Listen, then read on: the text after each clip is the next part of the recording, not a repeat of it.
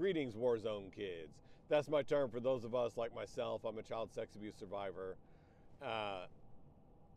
That's my term for those of us who grew up with a childhood that was more like a low-grade guerrilla war, or maybe a high-grade guerrilla war, than it was a supportive nursery environment. And I think of our soul, our psyche, as a Jenga tower. As an adult, I live with borderline personality disorder.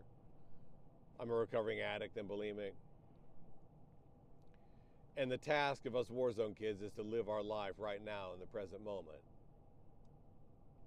And I call that being a pilgrim on the trail of the Western Lands. The Western Lands is a place of peace and wholeness, where I learn and become what I am.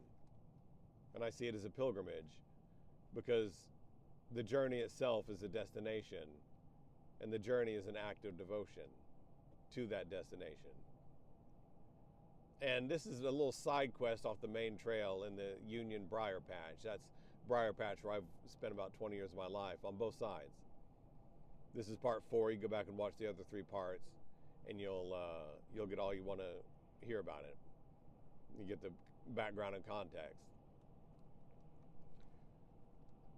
Last one I talked about bread and sword, and kind of used town meeting day. I live in Vermont, and I live in a city where we just go and we have ballots and we vote on things. We put our ballots in a machine. In towns in Vermont, they have town meeting day, which is an exercise in just direct democracy. Citizens of the town get together and they hash out their differences. And ideally, hopefully, they do that overall with the attitude of peace. That they're going to hash out their differences, and then they're going to have a stance toward each other of peace. Specifically, that they all live together in the same world. They're all going to move ahead and live with the fact that some people are going to get their way and some ain't, but they're all citizens of the same town. They're all the same, essentially.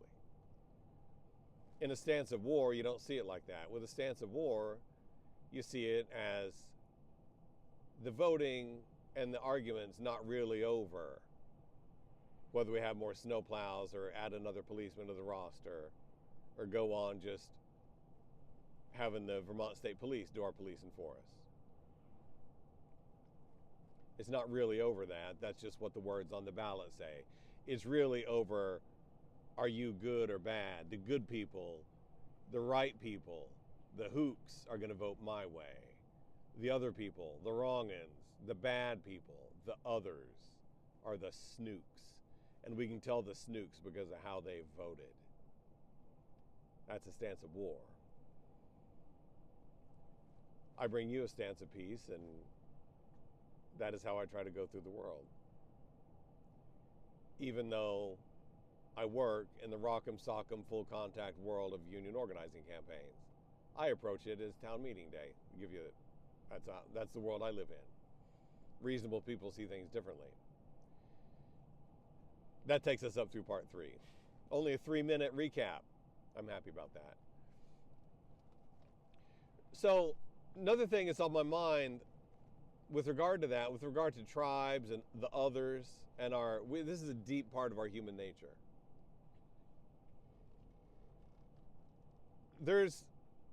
I went to a management training one time when I was president of the union.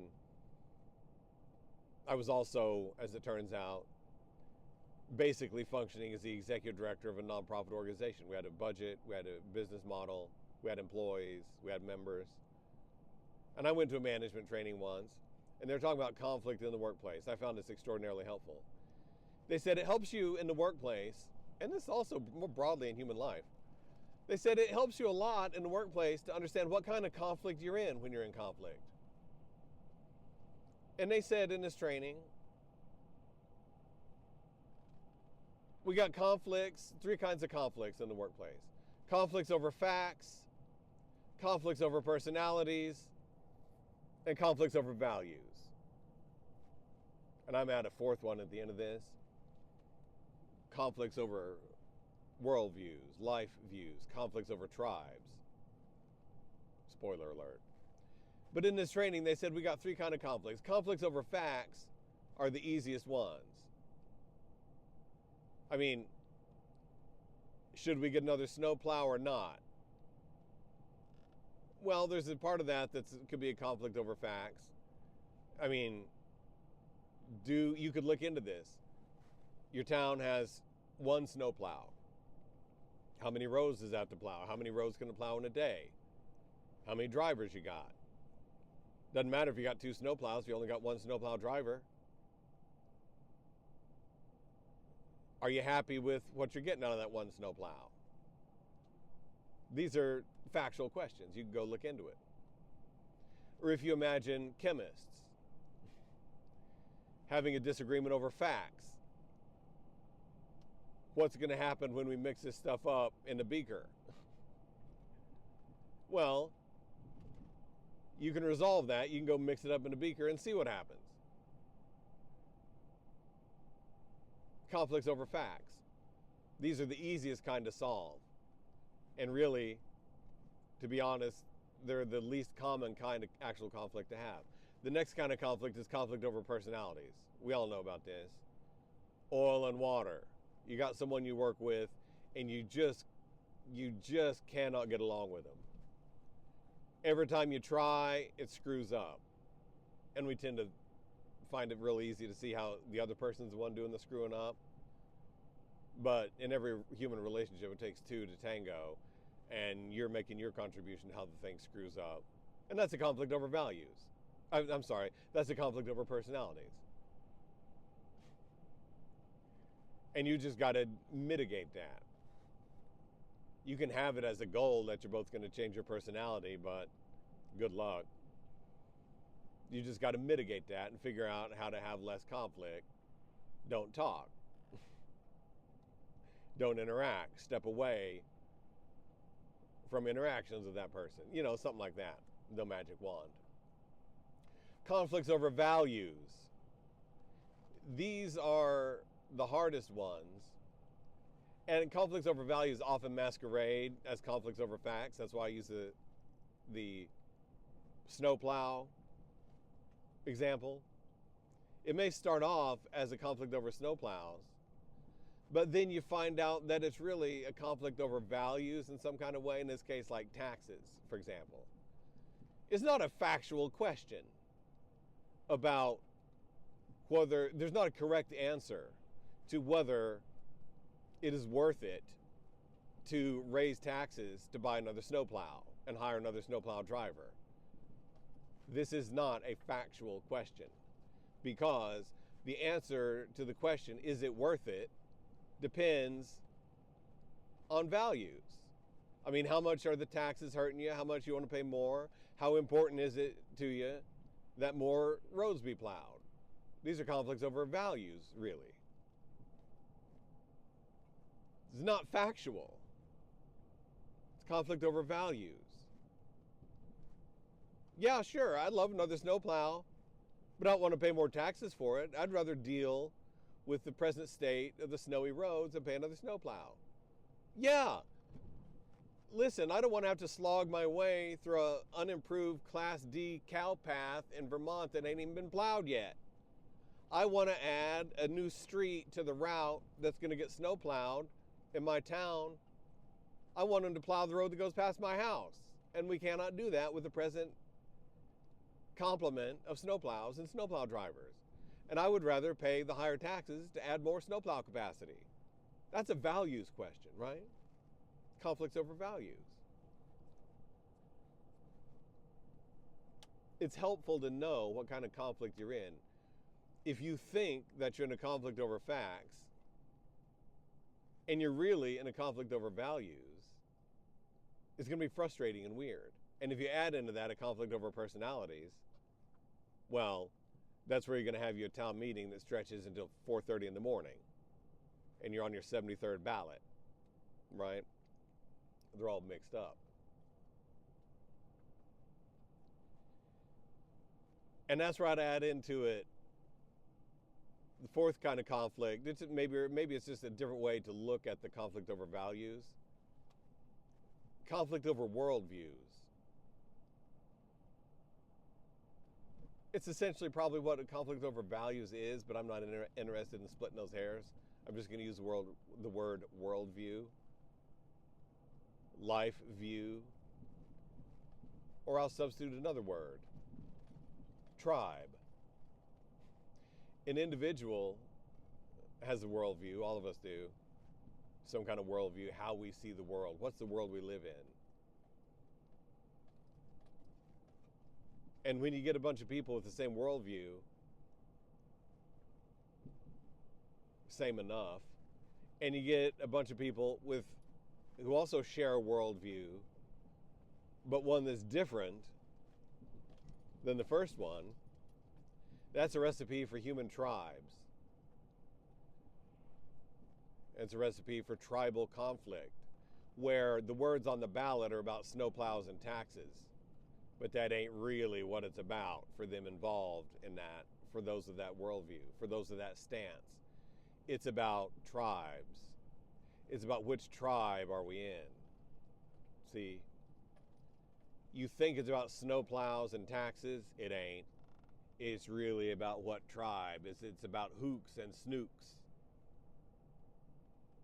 Worldviews and tribes. These are closely related. There's a kinship in there. And that's why this belongs in my side quest on the Briar Patch of Union organizing campaigns. Because it seems to be in the nature of these campaigns that much of the time, not always, but much more often than not, by the time election day comes along in the world of organized labor campaigns, it's not, for many, many people, it is not really a conflict over facts. It's really a conflict over tribes and hooks and snooks. The words on the ballot say, the words on the ballot in a union election, you probably don't know this, very few people do. The words on the ballot in a union election say, do you want to be represented for the purposes of collective bargaining by the union? Yes or no? For most people, it's the easiest, most simple, straightforward ballot they're ever going to have in their life. Some people, so what is that ballot? What is that piece of paper in your hand, and what are you marking on there? For some people, it is about facts. They look at the law and the figures and the regulations and what they know about the union and what they know about their employer, and they decide, well, take all that into account. What do I want to do? Do I want to vote yes, or do I want to vote no? And it's about the facts and their guesses about the future. Since no matter which side wins, you can't tell what would have happened if the other side would have won. You just cannot. I've been around these things for 20 years. You cannot tell in the future whether it would have been better if the other side had won, or whether it's better because your side has won, or whether it's worse if would have been worse if the other side had won, or whether in fact it's worse because your side won. You cannot tell. That is how the future works. So for some people, it's a conflict. That ballot is about the words on the ballot. Do I want to be represented for the purposes of collective bargaining by the union? Yes or no? For some people, it's not that. And many times, I would say overwhelmingly, it turns out for many, many, many, many people, that it's not about the words on the ballot. The words on the ballot and that checkbox on the ballot is really about what tribe you're in. Are you a hook or a snook? The hooks vote my way, and the snooks vote the other way. And once the board agent tabulates these ballots, we're going to know good and well which way, which tribe is which. The hooks or the snooks. That's what people are going to mark down on that ballot. What tribe are they in? No, it's a secret ballot. But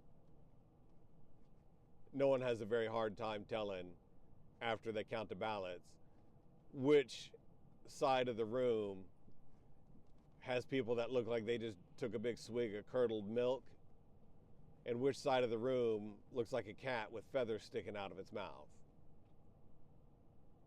It's really easy to tell. And what you're also telling when you see those kind of responses are whether people are hooks or snooks and that they're seeing the world. Now, people are always happier if their side won and sadder if their side didn't win. But you can be happy or sad about the outcome of town meeting day without being a hook or a snook. And that's what really, these dynamics I'm talking about are what make, to me, my little briar patch of the World Union organizing campaigns, the rich tapestry of human life, as they say. It's all right there, right in front of you. And I kind of airdrop in these campaigns and deal with them because I understand how they work. And then I go off and do something else. That makes it easier for me to see these dynamics playing out in front of my face, because it's easier for me not to get caught up in it, not be a hook or a snook, and not even to see it that way. Also, I'm a campaigner. It's very important for me in my job to see what's actually happening in front of my face and to keep a clear mirror in an empty cup. You can't add anything to an empty cup.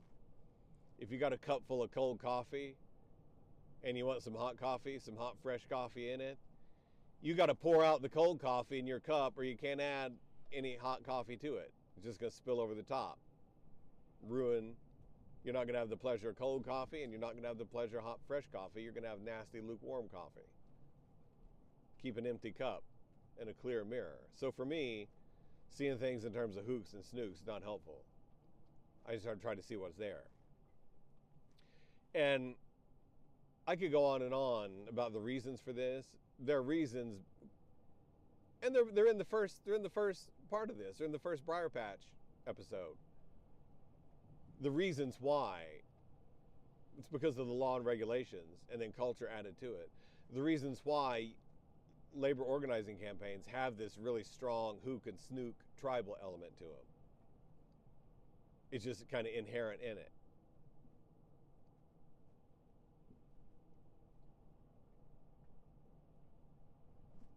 But just take it as read that it is almost universal that these campaigns take on a tribal element, hook or snook. Now, as best I can tell, tribal dynamics, the dynamics of the hook and the snook are just part of human nature. They're just a part of how we roll through life. In fact, if you got 100 people together and you started talking about this topic, you know, I can imagine that devolving into a debate. Resolved. Tribal conflict is inherent in human nature. We have a strong inbuilt tendency to devolve into hook versus snook, in-group versus out-group. And if you made that a subject of debate, the side that said, yes, that is correct, would win no matter what the outcome of the debate was, because before long, the debate would devolve into a hook versus snook tribal conflict over the people that thought, yes, human nature does tend to include an intransigent element of hook versus snook conflict. We do split into tribes. And on the other side of the room would be people saying, no, it ain't. That is not an inherent part of human nature. We do not have as a characteristic that we tend to devolve in tribal conflict of hook versus snook. That is not how it works. And we'll fight to the death to prove it. This is what I love about human nature. This is why I'm a humanist. There it would be. Human nature devolving, humans, me and my fellow, and I'd be on one side of that room or the other. Probably. Really, I would slip out the back door and go do something else. But they say you can't stand still on a moving train, but you can jump off the train. That's what I love about human nature. That's why I'm a humanist. We would get into a tribal conflict over the question of whether or not it's inherent in the nature of humanity to engage in tribal conflicts.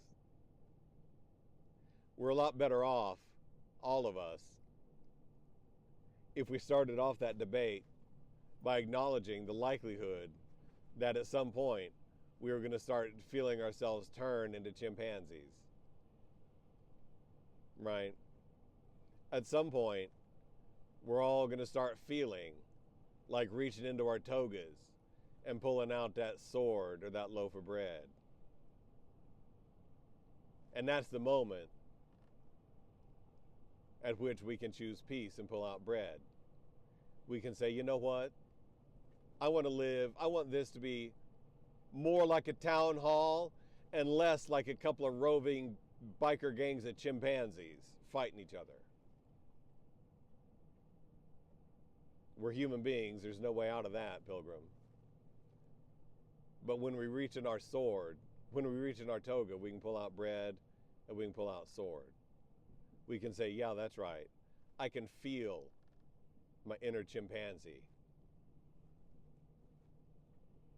And instead, I'm going to not act on my inner chimpanzee. I'm going to act on my inner citizen. And I'm going to say to me and my fellow creatures, yeah, you know what? When all this is over, maybe we're going to have 2 snow plows and pay a little bit higher taxes. Or maybe we're going to have 1 snow plow and keep our taxes how they are. But whatever it is, we all got to live here. We all got to live in this town. So let's remember that.